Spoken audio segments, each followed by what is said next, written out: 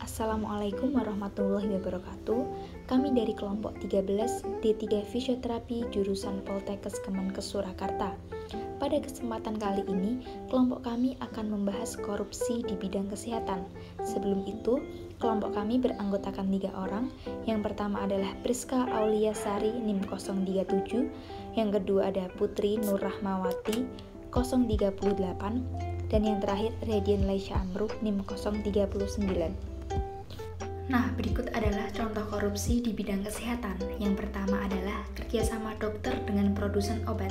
Kerjasama dokter dengan perusahaan farmasi membuat perusahaan farmasi memberikan bonus yang besar, sehingga biaya tersebut dianggap sebagai biaya promosi yang kemudian dimasukkan ke dalam biaya produksi, yang membuat harga obat semakin mahal. Akibatnya adalah akan dibebankan kepada pasien. Menurut KPK, hal tersebut termasuk tindakan gratifikasi dan dapat dikategorikan sebagai tindakan korupsi. Yang kedua adalah markup dana pengadaan alat kesehatan. Markup atau manipulasi dana pengadaan alat kesehatan terhadap puskesmas dan RSUD juga banyak dilakukan oleh dokter dan tenaga kesehatan. Yang ketiga adalah memberikan surat keterangan sakit. Seringkali seorang dokter memberikan surat keterangan sakit, namun faktanya seorang tersebut tidak sakit. Hal tersebut sering terjadi saat proses penyidikan tersangka untuk menghindari sidang. Yang terakhir adalah manipulasi tarif pasien. Seorang dokter memanipulasi data klaim tarif pasien yang seharusnya dirawat di kelas 3 menjadi di kelas 2. Konsep pemberantasan korupsi. Kesehatan merupakan hal yang sangat berharga bagi kehidupan manusia dan juga merupakan hak asasi manusia. Dalam rangka memenuhi hak dasar warga negara untuk memperoleh pelayanan kesehatan sesuai dengan undang-undang, pembangunan kesehatan diarahkan untuk meningkatkan derajat kesehatan masyarakat melalui peningkatan upaya kesehatan, pembiayaan kesehatan, sumber daya manusia, obat, dan perbekalan kesehatan. Kesehatan sebagai hak asasi manusia harus diwujudkan dalam bentuk pemberian berbagai pelayanan kesehatan kepada masyarakat melalui penyelenggaraan pembangunan kesehatan yang menyeluruh oleh pemerintah daerah, dan masyarakat secara terarah, terpadu dan berkesinambungan, adil dan merata, serta aman dan berkualitas dan terjangkau oleh masyarakat. Penyelenggaraan upaya kesehatan harus dilakukan oleh tenaga kesehatan yang bertanggung jawab, yang memiliki etik dan moral yang tinggi serta keahlian. Namun di dalam prakteknya, seringkali pemberian layanan kesehatan oleh tenaga medis tidak sejalan dengan apa yang tertuang dalam konsideran UU Tenaga Kesehatan dengan banyaknya kasus dugaan gratifikasi. Praktek kolusi antara dokter dan perusahaan farmasi ini dibungkus dalam bentuk kerjasama.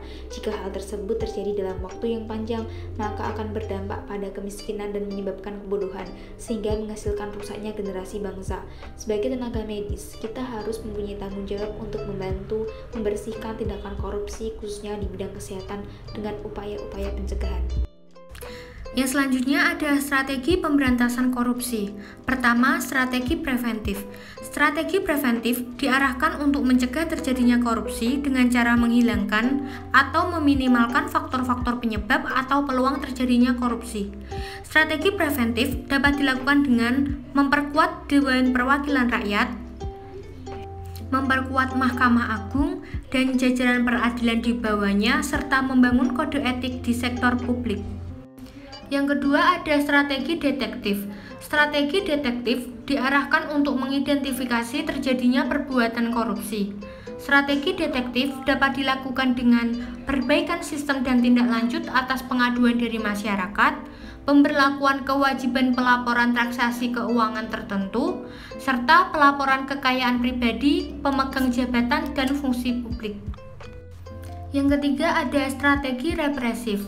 Strategi represif diarahkan untuk menangani atau memproses perbuatan korupsi sesuai dengan peraturan perundang-undangan yang berlaku. Strategi represif dapat dilakukan dengan pembentukan badan atau komisi anti korupsi, penyidikan, penuntutan, peradilan, dan penghukuman koruptor besar. Selanjutnya ada upaya pencegahan. Transparansi sistem akuntansi dan pelaporan penggunaan dana sehingga pertanggungjawaban pelayanan medis dapat terukur.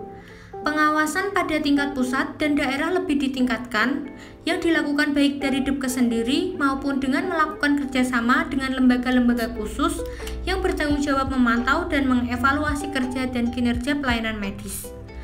Keterbukaan informasi dalam menyimpan rekam medis agar masyarakat penggunaan jasa pelayanan kesehatan dapat mengerti dan mengawasi tindakan-tindakan yang dilakukan pelayanan kesehatan.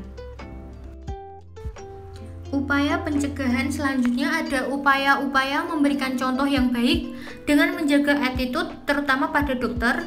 Untuk itu, peningkatan pemahaman tentang etika kedokteran sangat diperlukan.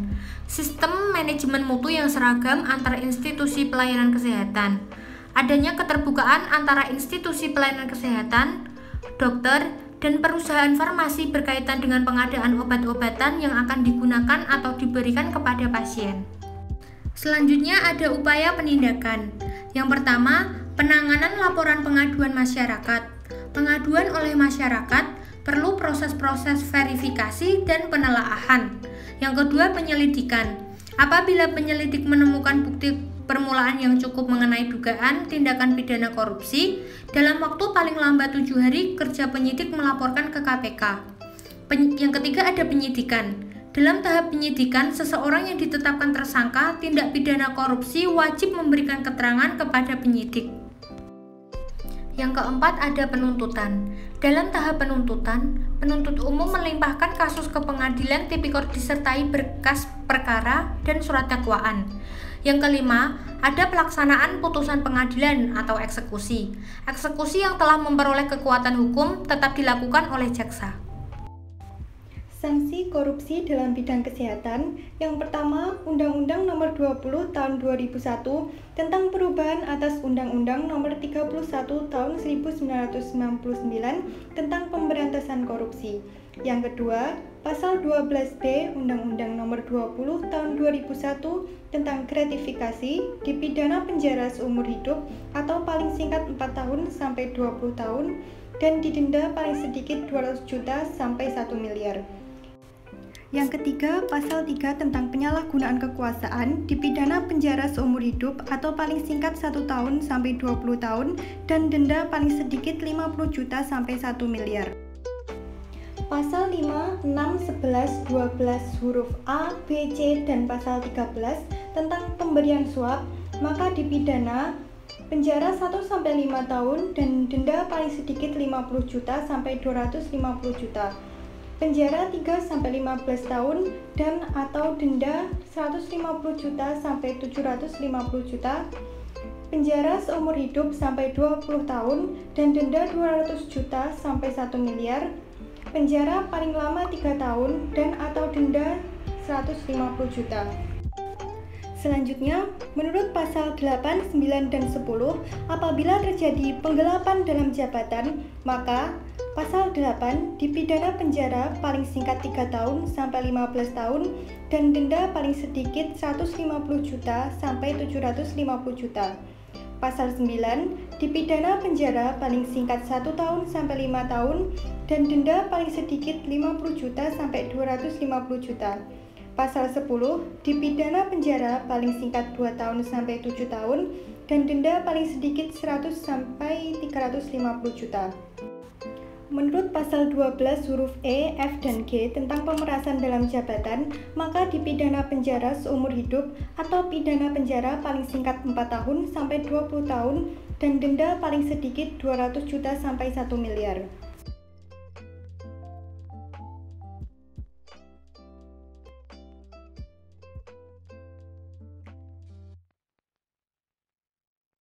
Cukup sekian pemaparan materi dari kelompok 13 tentang korupsi dalam bidang kesehatan. Terima kasih atas perhatiannya.